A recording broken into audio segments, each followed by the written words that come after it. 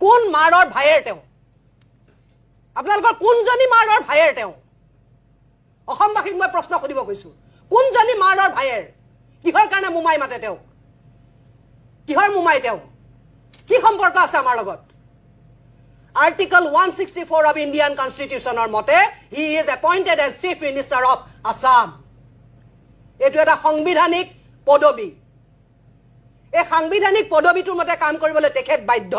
আৰু এই সাংবিধানিক পদবীটোৰ মতে তেখেতক প্ৰশ্ন সুধিবলৈ আমাৰ অধিকাৰ আছে ডেফিনেটলি গতিকে কিহৰ মুমাই কিহৰ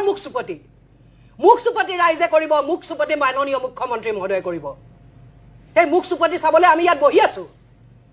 জানে আপোনালোকে মুখ্যমন্ত্ৰীৰ নামত কিমান টকা দৰমহা গৈ আছে আমাৰ টেক্সৰ টকাৰে